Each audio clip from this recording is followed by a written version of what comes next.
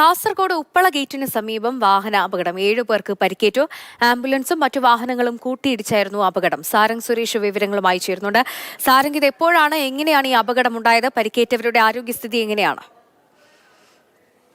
ഇന്ന് വൈകിട്ടോടു കൂടിയാണ് കാസർഗോഡ് ഉപ്പള ഗേറ്റിന് സമീപത്ത് വെച്ച് ആംബുലൻസ് അടക്കം നിരവധി വാഹനങ്ങൾ അപകടത്തിൽപ്പെടുന്നത്.